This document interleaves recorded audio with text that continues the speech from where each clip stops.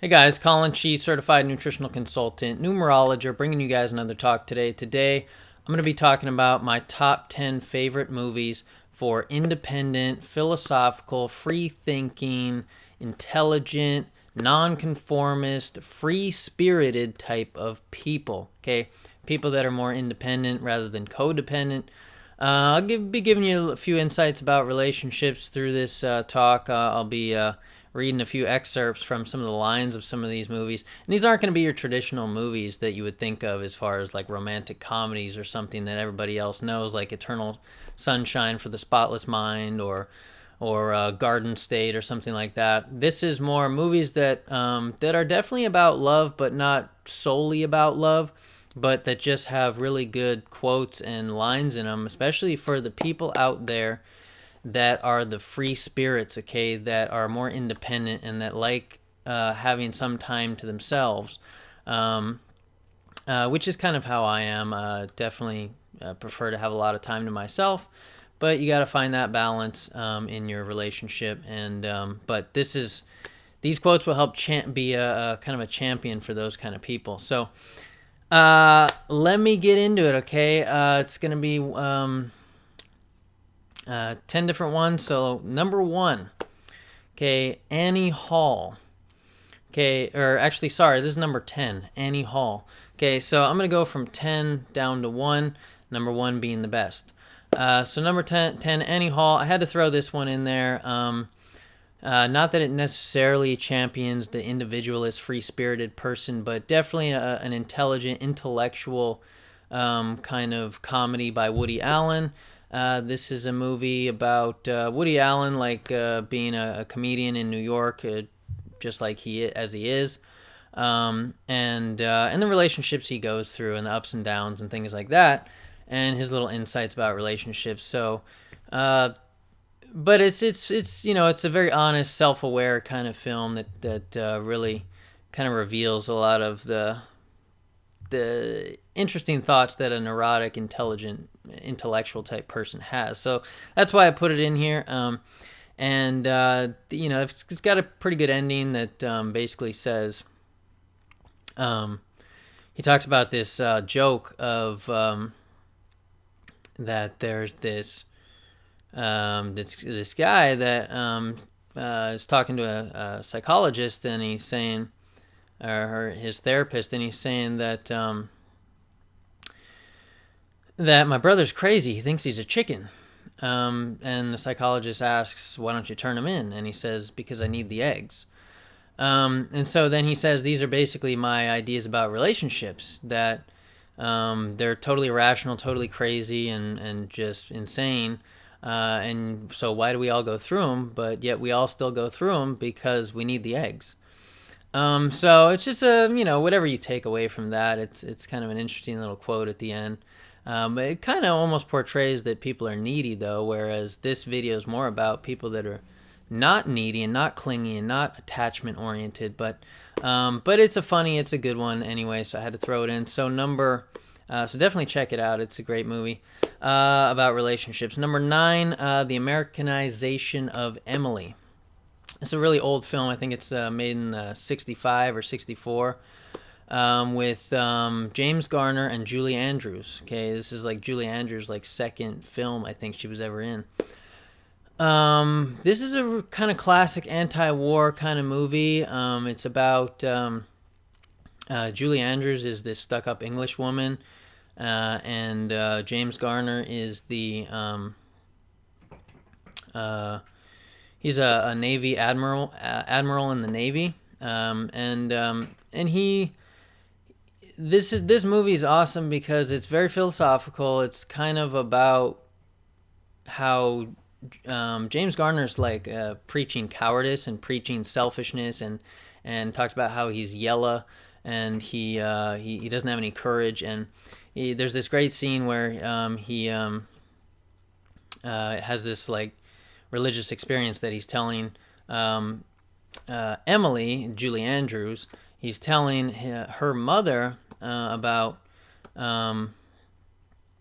how we perpetuate war by exalting its sacrifices, and he talks about how he was in one of the wars and uh, kind of came to this idea that one could get killed doing this, and that and his brother died in Anzio or something, or his brother died in one of the wars, and he kind of realized that cowardice is what will save humanity, because we perpetuate war by exalting and thinking that it's noble to go and die at war and stuff.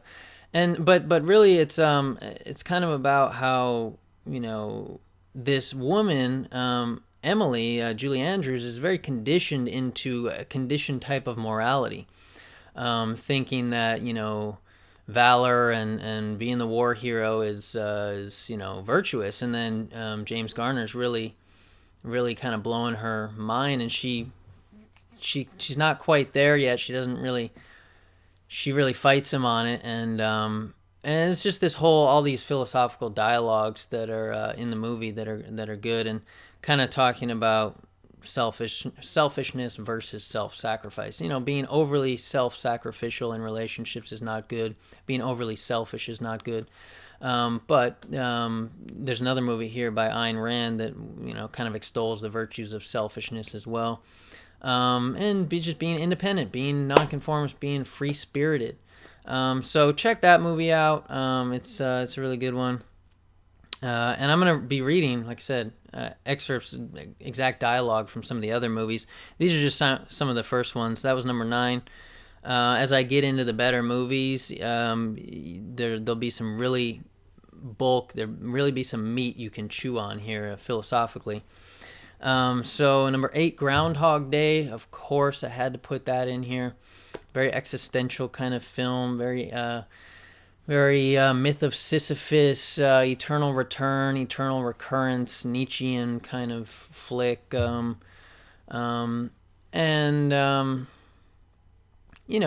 in case you don't know, Phil Connors, he's a weatherman, very cynical, egotistical weatherman for Channel 9 Pittsburgh. And this woman producer comes into his life, played by Andie MacDowell. And she's very kind and very nice to people, and very virtuous, and just really nice and kind to people, very sweet. And he immediately admires this because he's kind of the opposite. And so eventually they go through this whole thing of, Phil is living the same day over and over and over. And these are spoiler alerts, by the way. If you haven't seen these movies, there's going to be some spoilers in here to some degree. But what it really is he's living his life over and over, and he's stuck in the seven circles of hell, really, like Dante's Inferno. He's going through and dealing with like the boredom of living every day the same. And he's kind of trapped in this hell, and then he goes through all the processes of like, oh well, if there's no consequences, I can just eat all I want and do whatever the heck I want. And so he goes through that phase. Then he goes through the phase of just wanting to kill himself, and goes through all these phases of circles of hell in a way, and a lot of people go through this in life without realizing it,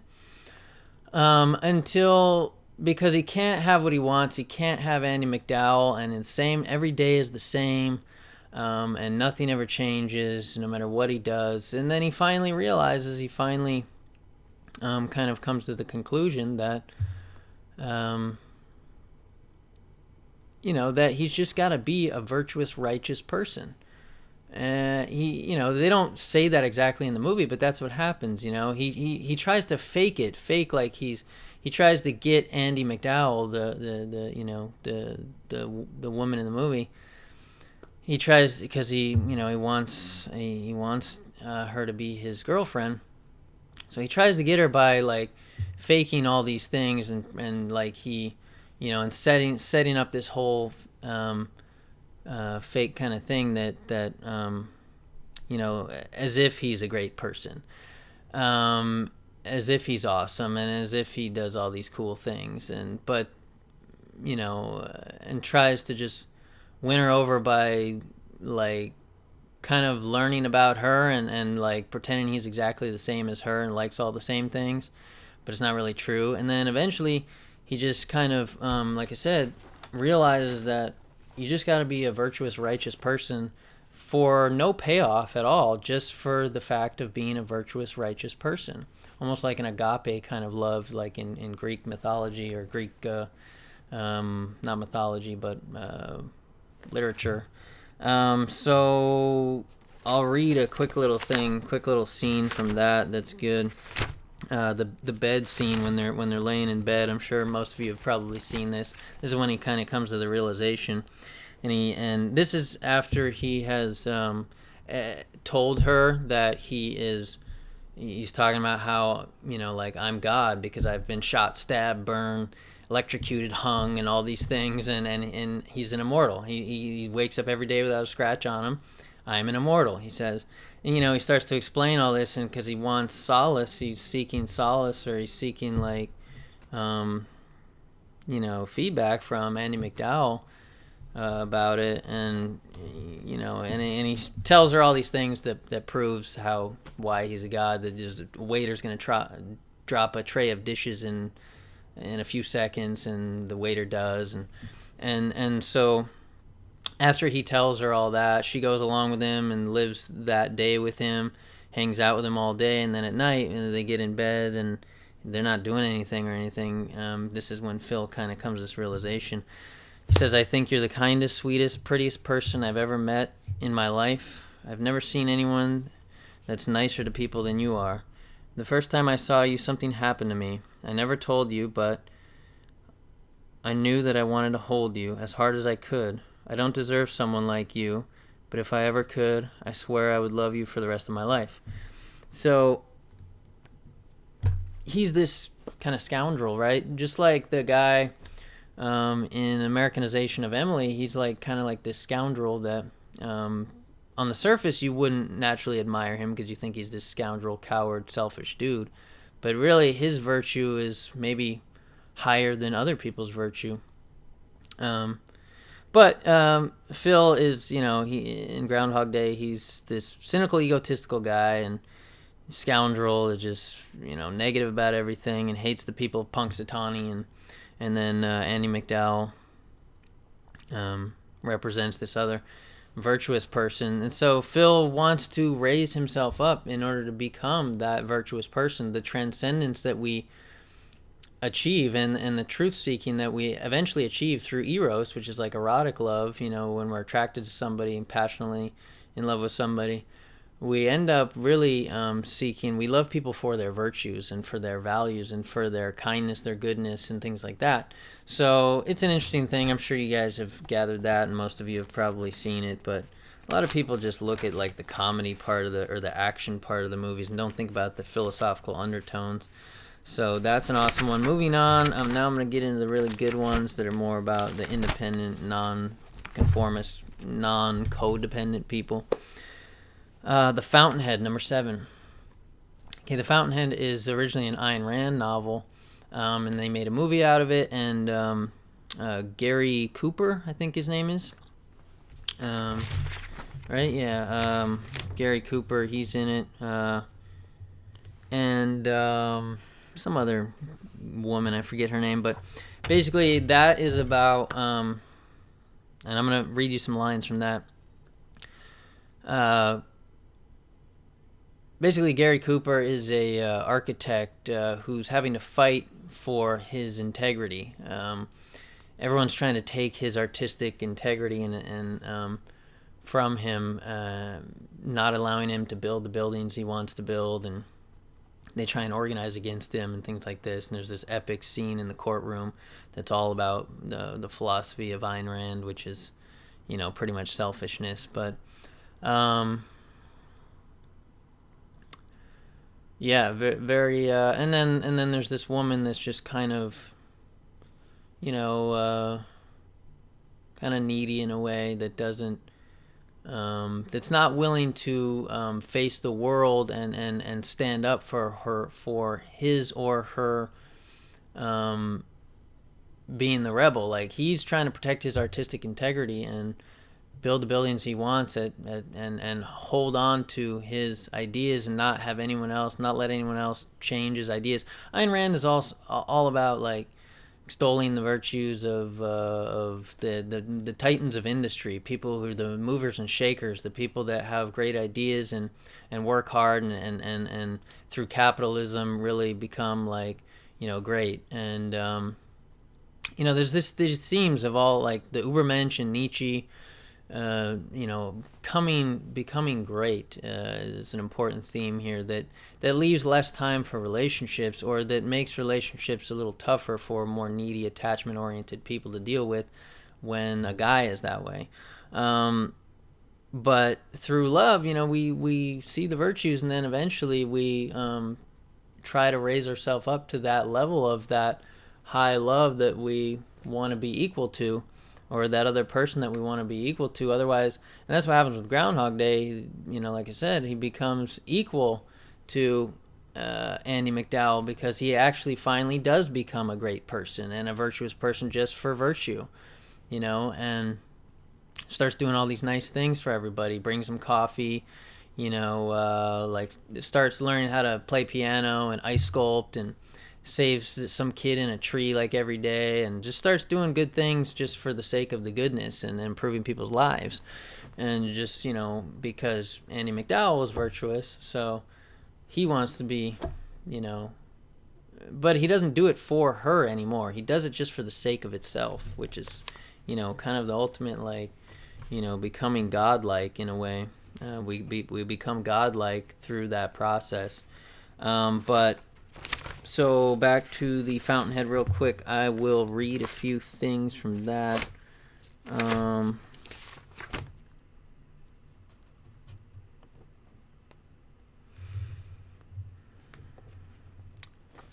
Let's see.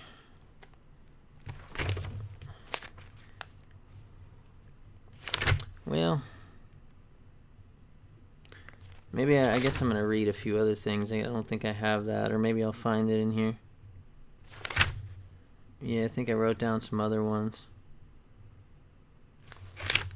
But he basically says, like, stuff like that, like, we're going to have to wait until you are willing to face, I'm not going to love you yet, because I don't want you to... she has this quote in the Fountainhead where she wants to, she says, "We'll just live only for each other, and we, you'll take a normal job, and we'll move away into the country, and we'll live only for each other." And he says, "No, I wish I could tell you that was an attractive proposition, but it's not attractive to him, because no, he wants to live for his artistic ideas and stuff, and accomplish and be an achiever, and when you live for each other, you lose the ground beneath you. Check out my other video on love on this channel. 2 hours of great quotes and food for thought. You'll find a lot more fertile ground about this whole idea, about the fact that if you just only end up living for each other and you don't have your own separate selves anymore, then there's nothing really left under you that you can even relate on, or you don't really have anything really truly going if you haven't preserved some of your own individuality and integrity in relationships. If you become too, attached at the hip, there's not really... It's not a good relationship when that happens too much, unless you're both going in the same direction, have the same values, and just collaborating or something like that on the great ideas and great things that you want to achieve and goals that you have and stuff like that. Moving on, I will read you some other stuff. I thought I had that, but I guess I have the different ones. So the next one, this is a good one. It's called Spotlight. Okay, this one I have a little something here. That is a movie about, it's got Michael Keaton, Mark Ruffalo. It's about the Catholic sex scandal of child molestation that was exposed by the Boston Globe reporters. And so there's a scene where Mark Ruffalo, a reporter, is talking to a lawyer, and the lawyer says, "You work hard, Mr. Menendez," or "You work hard, Mr. Resendez." They're talking over, lunch or dinner or something at some restaurant. And the lawyer says, "You work hard, Mr. Resendez. Are you married?" Mr. Resendez says, "Yeah." And then the other guy says, "Your wife doesn't mind you working all the time?" "Oh, yeah, she does." And then the other guy says, "That's why I never got married. I'm too busy. What I do is too important." Okay.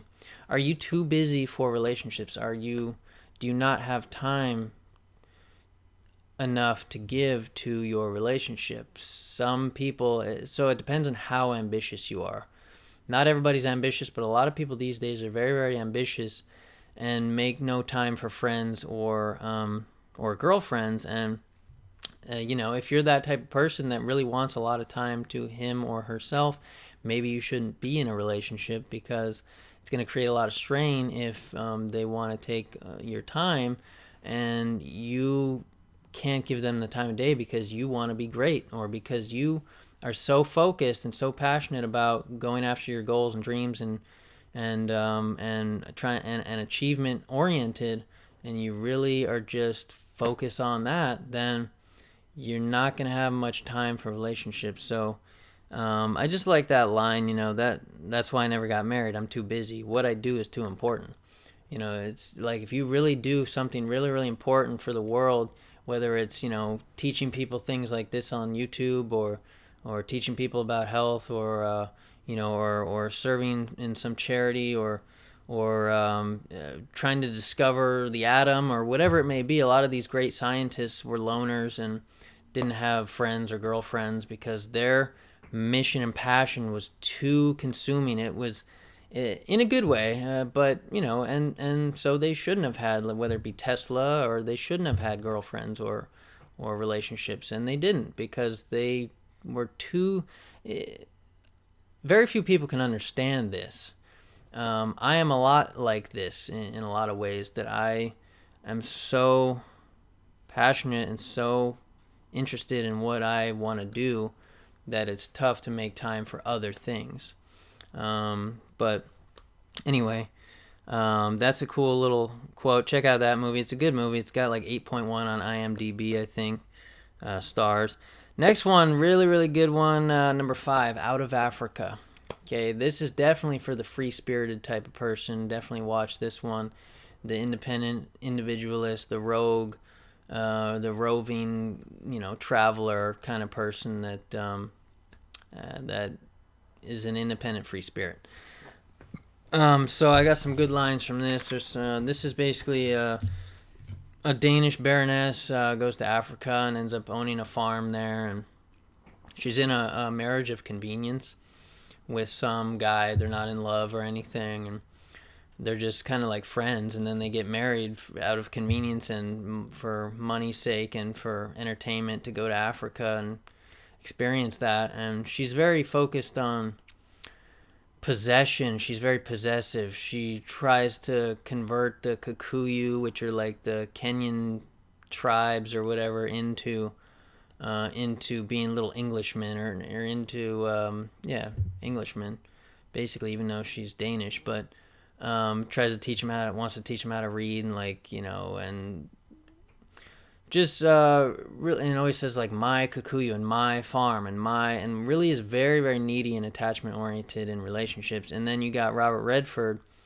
which I'm a big fan of. He's got Sagittarius midheaven, so he's very much about freedom. And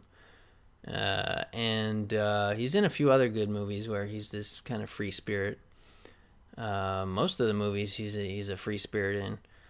And he won't be really tied down. He wants to do his own thing most of the time. He's a hunter. He hunts big game in Africa and goes off and hunts. And then they end up kind of in this relationship, and the struggles between her wanting to possess him and him wanting to be free makes for great dialogue. So some good stuff here. Okay, so there's a key scene where they're sitting around the campfire. And so here it goes. So Robert Redford says, "How would a wedding change things?" And then she says, "I would have someone of my own."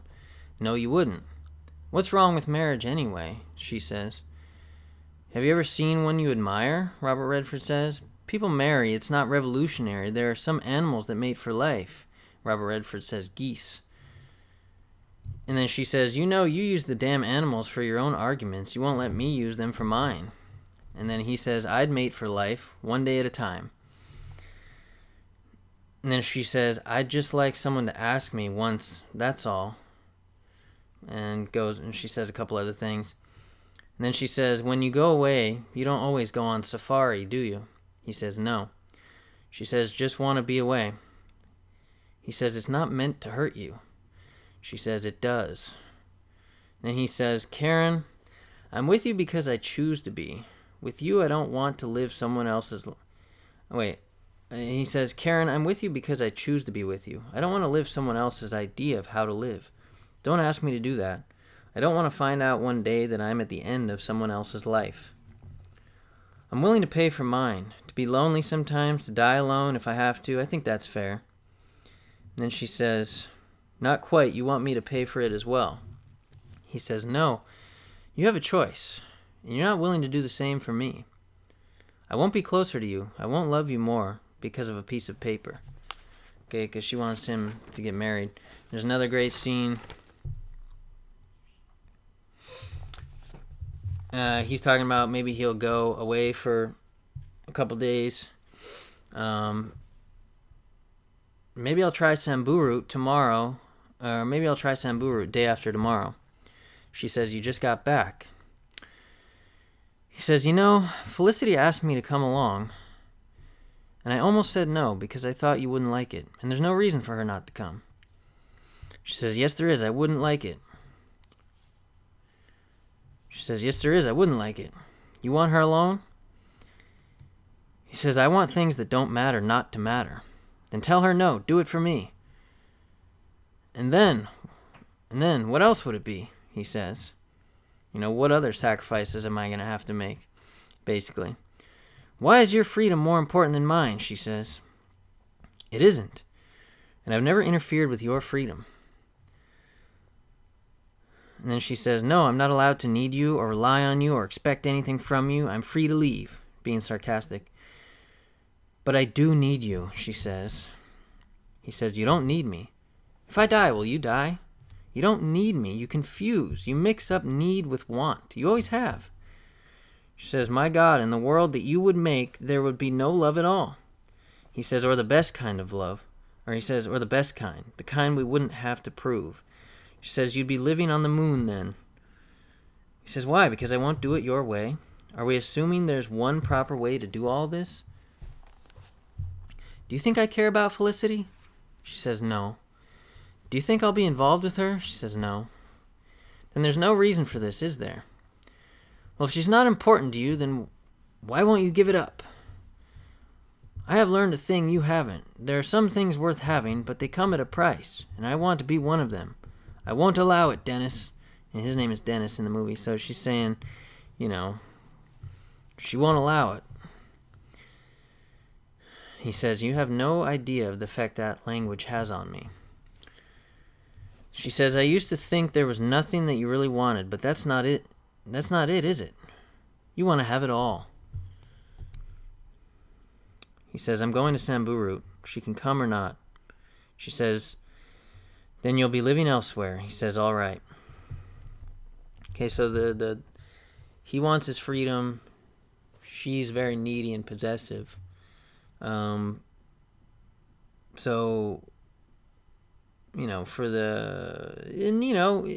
I said, it's not the fault of either party, but either they shouldn't be together or they should figure this out somehow.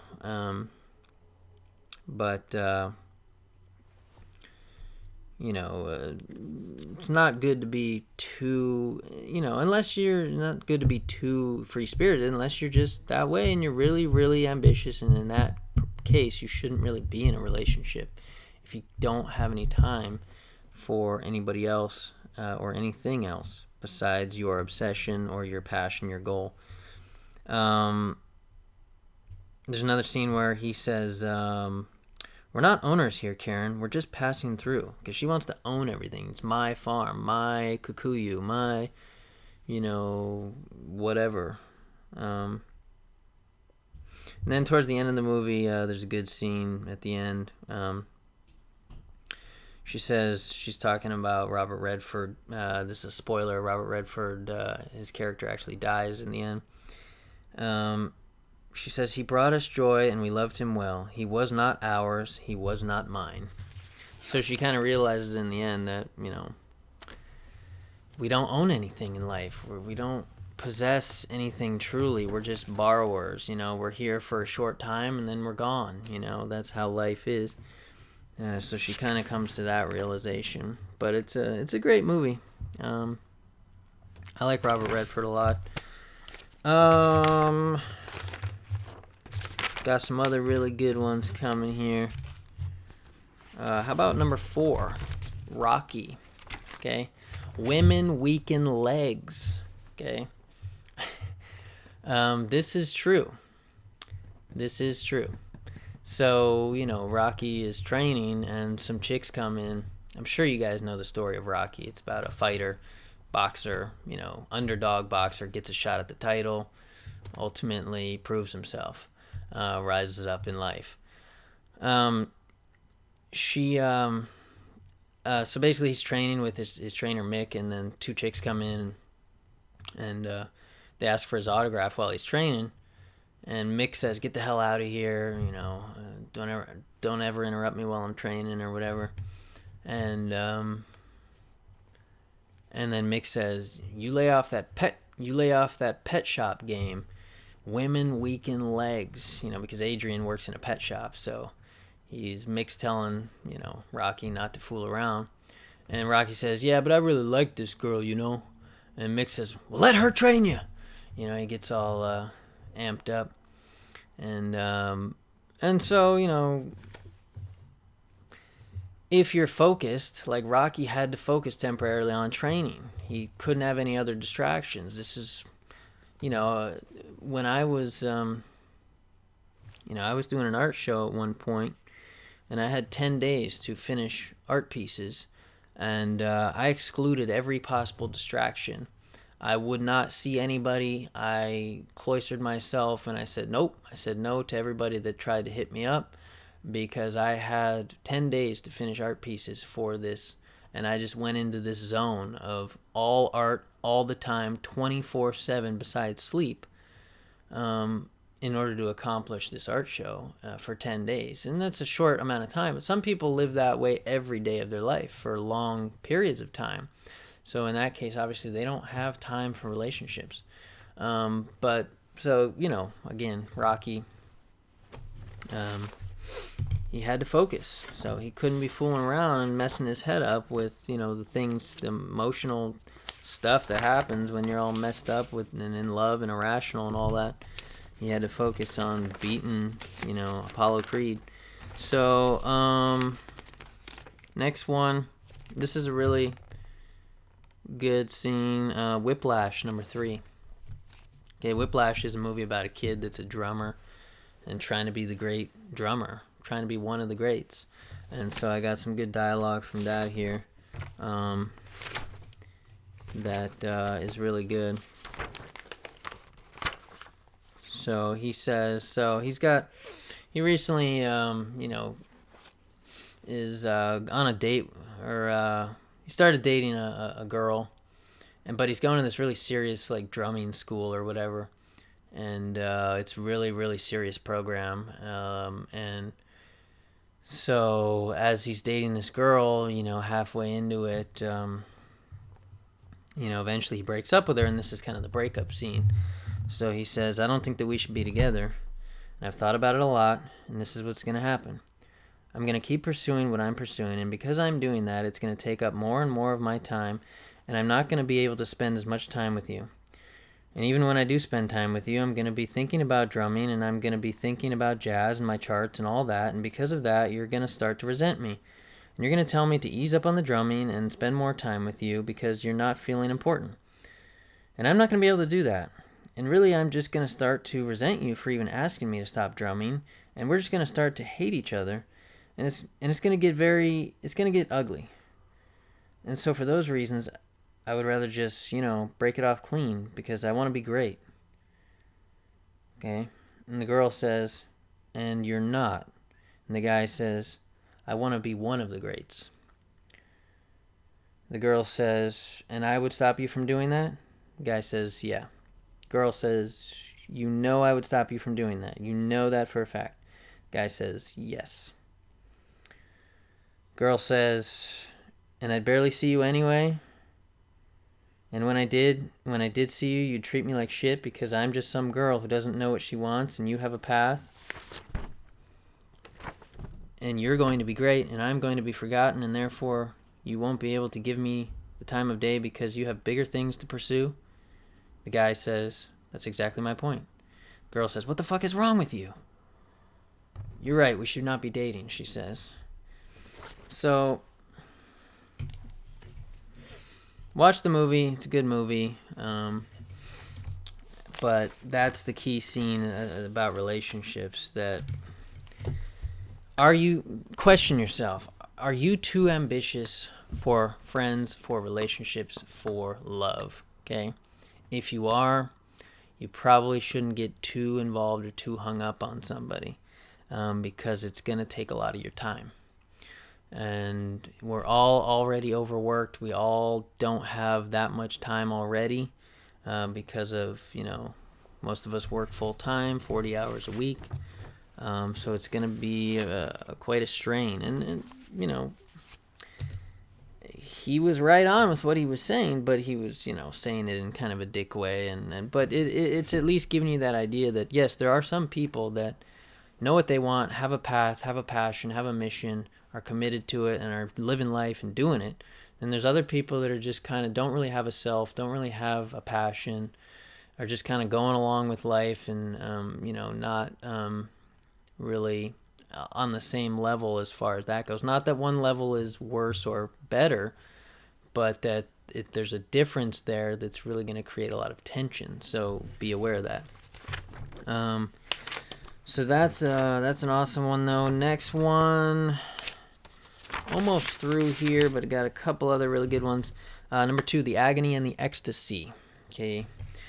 This is a movie about Michelangelo's life and his battles with Pope Julius II, who basically forced him to, commissioned him and forced him into this commission of painting the Sistine Chapel.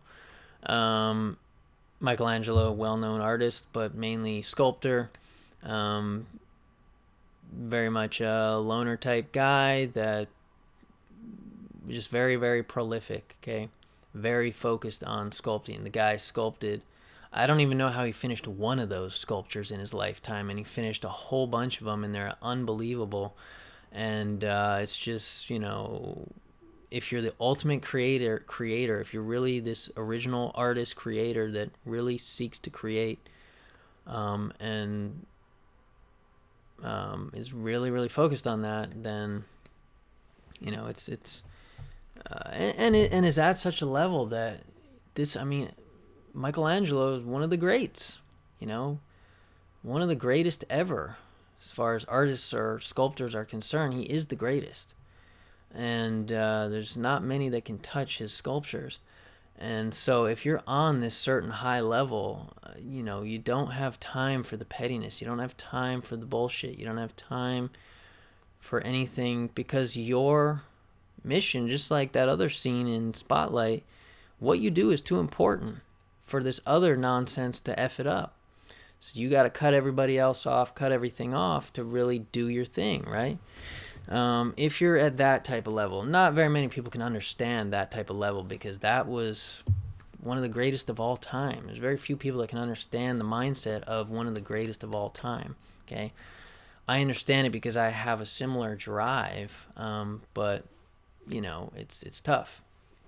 It's tough with finding the balance between creating enough alone time in order to do your craft and, handling the rest of life. It's more difficult these days because life is not as simple as it used to be. But anyway, so great scene I'll read off here. When Michelangelo's talking to this this girl that's courting him, and he says, in Florence years ago, I loved you. I loved you. But now there's no room in me for love. He looks around at all of his paintings and his creations and art, and he's like, there's no room in me for love. And I always found that quote really interesting. And he said, maybe there never was. I wondered about that. In Bologna, there was a woman, a courtesan, beautiful. I was attracted to her. I made love to her, even wrote a sonnet to her. It was a poor thing. Words meant nothing, because she meant nothing. Less than nothing. It left me empty. After that I prayed for understanding. Maybe God crippled me with a purpose, as he does, often. The bird's weak, he gives it wings. The deer's helpless, he made it swift. He made Homer blind, and let him see the world more clearly than any other man. He gave me the power to create, to fashion my own kind, but only here, in these. He looks at his hands. To other men he gives warm houses, women, children, laughter. To me he gives ... And the girl interrupts him. A house without love? He says, no. She says, a monastery? He says, no, filled with love, but of a different kind. He says, you don't believe me. You don't believe what I'm telling you. She says, I believe you think that what you say is true. I believe that you're lonely, that you've made a monastery out of your work. And this and your loneliness have made things seem true which are not true. He says, they are. Okay, so some people just really know who they are and don't get involved with things they shouldn't get involved with. Other people, it takes time. It takes time to figure out who you are, to individuate, to self-actualize, to figure out, and to not be involved in false relations or, relations with people you shouldn't be involved with. That's one of my favorite scenes from any movie, hands down, just because I really relate to the artist side of that, because I have at least me and my friend have at least 200 art pieces to our name, and this is an art piece right here. Doing videos is kind of my latest form of art pieces in the last 3 or 4 years of my life.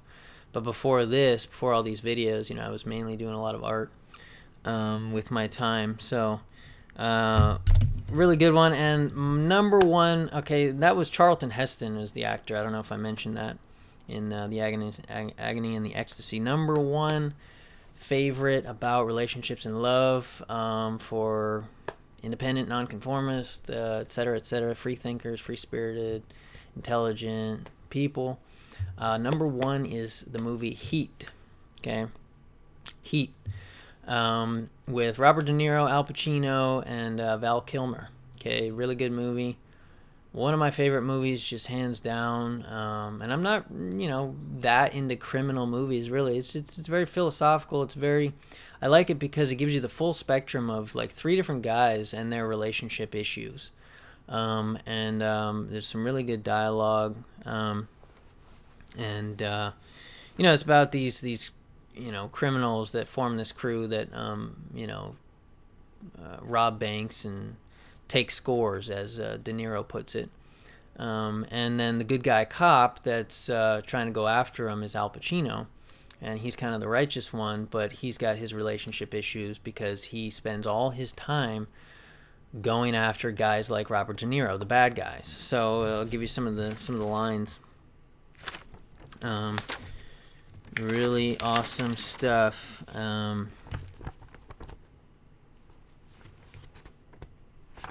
So there's a scene where Al Pacino's at this dinner with his wife and I think some other people. And he has to rush off to a crime scene to investigate or whatever. And LAPD, I think he's on. And he finally comes back to the restaurant. The chick's waiting there like 2 hours later, all pissed off. And she says, what was it? He says, you don't want to know. And she says, I'd like to know what's behind that grim look on your face. I don't do that. You know it. Let's go. Come on.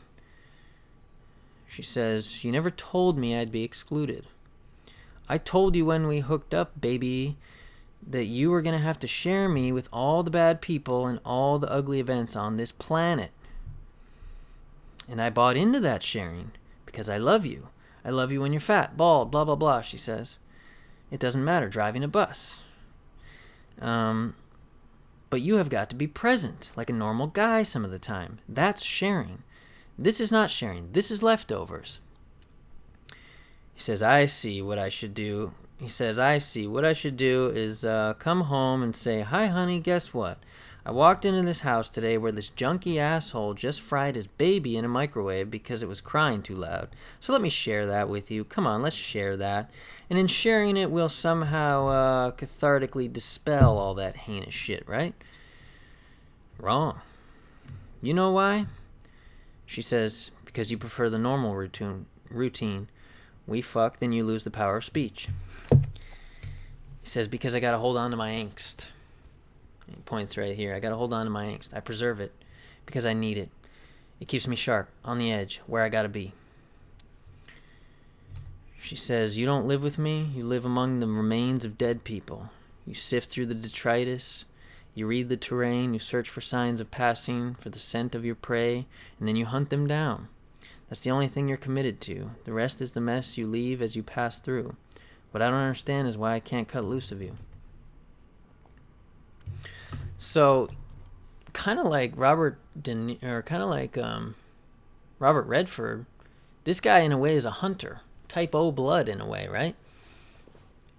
An attacker of life, obsessed about catching these bad guys, or just really passionate, like Robert Redford, passionate about hunting his big game, obsessed about having his freedom and stuff, and I really like that scene in Heat, though. I got to hold on to my angst because I need it. I preserve it. That I can relate to also as an artist, because sometimes as an artist, you hold a lot in because you're thinking about this latest concept or this next idea for a video or for a design or a drawing or sculpture or whatever you're creating, movie, whatever it may be. And you don't want to talk about it or give it away too much because it's you have to wait until it all spills. You have to build it up slowly and gradually, build up the inspiration, build up all these ideas about it, and then eventually let it go into and then finally create this video, and so you don't want to reveal all that stuff until you actually do the video, or you don't want to really you got to hold on to a lot of that because it's thoughts that that most people won't understand, and that are taboo subjects often, and that is not easy to talk about with other people anyway.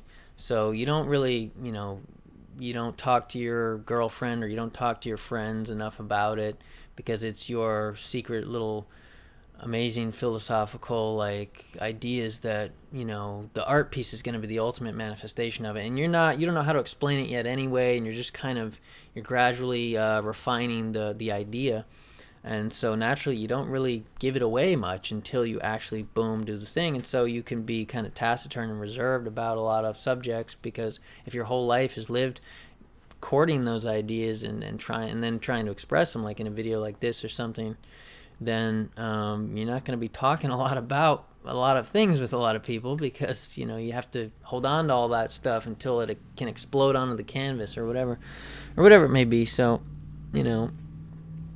but and like I said, not that the chick is wrong here or the guy is right, but that this relationship wasn't going to work. It's not working because of he's so obsessed with going after bad guys, and that takes all his time, and that's his deal. That's what gives him the most fulfillment in his life. So that's all he wants to do. If you're really, really fulfilled by something more so than anything else, with some people, nothing can fulfill you as much as your own self and your own ideas and your own. People can't possibly compare to the fulfillment that I can often get out of being alone, and the fulfillment that I can get out of doing my creations or doing my things, nothing really compares to that. So people are competing for me hanging out with myself, right? I need to spend a lot of time with myself, and so you're competing with that. And very few people can compete with that because very few people are on that level of where, you're at. If you're this great artist, or if you're this great, nutritionist or whatever. And I'm not saying that I'm like on this certain particular level, but what I'm saying is that there's some people that are like this, that are in this category of mind, that not too many other people will ever be able to compete with. And so they can get more fulfillment out of their own mind than they can out of hanging out with other people or doing other, entertainment, seeking entertainment. So just kind of giving you these ideas. There's another scene where, towards the end, where he says, "I'm not what you want, Justine. All I am is what I'm going after." And in this life, when this society where we have such little time, we have to really choose, if we want to be the best cop, like in this case of Al Pacino, or if we want to be the best artist, or if we want to be the best drummer, one of the greats in an entire world, we want to really compete on that high level, we gotta focus, right? You gotta do your stuff 24/7. It's the only way you can achieve it. And then at some point, maybe you can relax a little and come down to earth a little and do other things and explore more. There's different phases of people's lives. Not everybody, like I said, is super ambitious like this, but some people these days are very ambitious, and it's tough. But it gives you, this movie Heat gives you this spectrum, because then there's Robert De Niro, who is the Spartan, the guy that is very disciplined and doesn't have a girlfriend, right? Because he knows that his whole motto is don't let yourself get attached to anything that you are not willing to walk out on in 30 seconds flat if you feel the heat around the corner. That's kind of like the motto of Robert De Niro in the movie. So he doesn't get attached to anything because he knows that, no, he's this bank robber. How's he going to manage that? How's he going to have a relationship? Eventually, he kind of falls into this relationship, though, and kind of wanes in his Spartan-esque kind of disciplined way, and has a girlfriend and just lies to her, tells her that he's a salesman or something instead of the bank robber that he is, and that was the choice that he took. And he but because of that, it ultimately kind of ends up his downfall in a way. And the Al Pacino character is on the downslope of his third marriage, and he because he spends all his time going after bad guys. But then there's another guy who's super codependent, Val Kilmer. So it gives you this whole spectrum of the three different kind of archetypes of like people in relationships. There's the super codependent dude that says, Val Kilmer says, the sun rises and sets with her, man. That's what he says to Robert De Niro. Robert De Niro's Val Kilmer's friend. And he says the sun rises and sets with her. He's always fighting with his wife, Val Kilmer. He's always like in a tirade and yelling and screaming and breaking things. And yet they're so attached at the hip, so codependent that, she is what he wakes up for. And then you got Al Pacino, who wakes up for going after the bad guys. And then you got Robert De Niro, who wakes up for taking scores and making money and taking these heists, but then is slowly kind of realizing that he should get in a relationship or whatever, because he sees all his friends around that are a bunch of criminals that have wives and girlfriends, and he's like, I guess I don't really have anybody. And he says towards the end, there's no point in me doing anything more without you, he says to the girl. And even though it's this very superficial kind of relationship, it seems like to me, but so it just gives you this whole spectrum. And there's another little scene where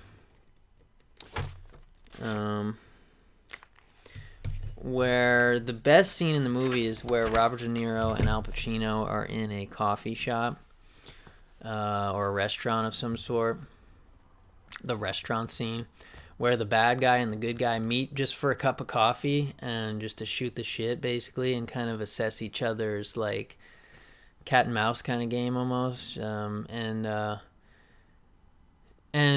you know, that's a very, you know, Pacino saying like you know, I'm on the downslope of my third marriage because I spend all my time chasing after you or chasing after guys like you.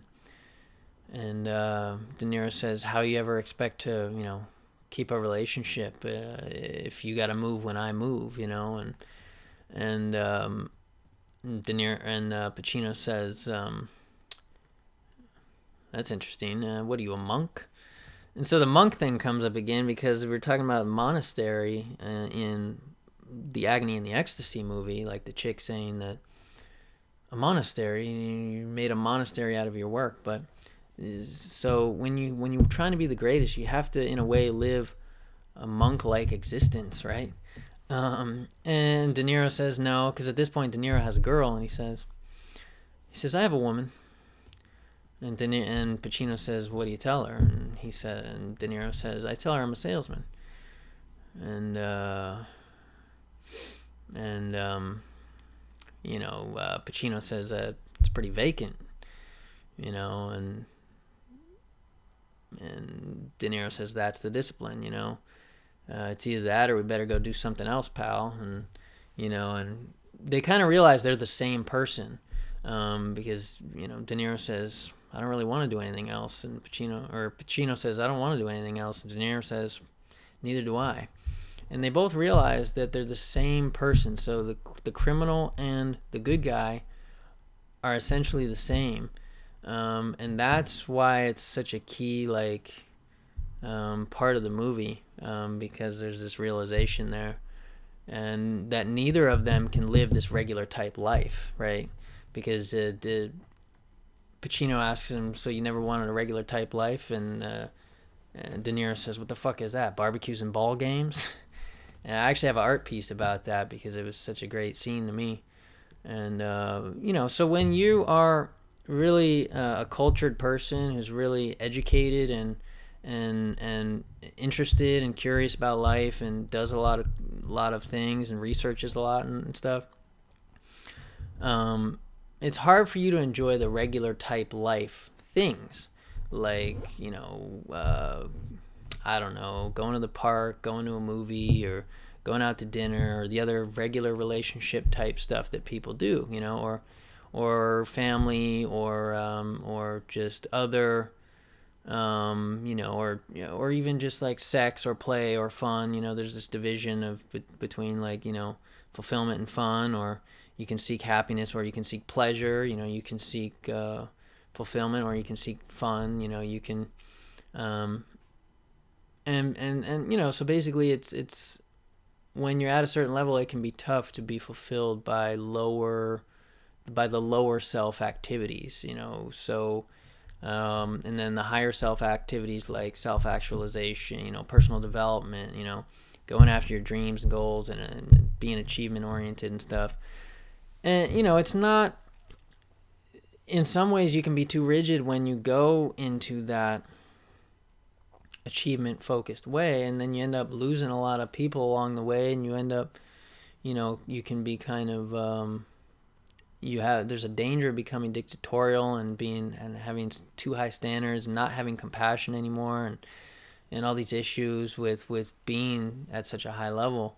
But so you got to be aware of that, and you got to remember to be compassionate and take into account the other side. But it just depends on how ambitious you are, how busy you are, how focused you are. Certain times in life, it's good to be really, really focused, really, really, really busy, and really passionate in pursuing one particular thing. And there's a big value for focusing on your dreams and goals. But you know, there's also times to not be that way, and everybody's different, and there's no one way. But this video is for the people to find solace in that are the independent, non-conformist, free-spirited, free-thinking, independent-minded kind of people that are not dependent on others, that don't need other people for their fulfillment, for their fun, for their pleasure, for their entertainment. They're more seeking to create, to educate themselves, to educate others, to some of these higher things. They're seeking to grow, and they're seeking to improve themselves. They're seeking to accomplish whatever great achievement they're trying to accomplish. So that's what this video is for those people, because I can relate to those people. So hope you guys enjoyed it. Go check out those movies. Sorry it was such a long talk, but you know me, I got to explain everything about my insights about all these things. So number 10, Annie Hall. Number 9, The Americanization of Emily. Number 8, Groundhog Day. Number 7, The Fountainhead. Number 6, Spotlight. Number 5, Out of Africa. Number 4, Rocky. Number 3, Whiplash. Number 2, The Agony and the Ecstasy. And number 1, Heat. Go out and watch them. Check them out. There's a lot of other great love-themed movies out there, but these are my top 10. Hope you guys enjoyed it. If you'd like a consultation on numerology or nutrition, those are really my specialties. Even though I get into all this philosophy, hit me up at collinchi@gmail.com. If you'd like a consultation, check out my other videos on this channel and my friends' videos on this channel. Like, subscribe. As always, hope you enjoyed it. Rise.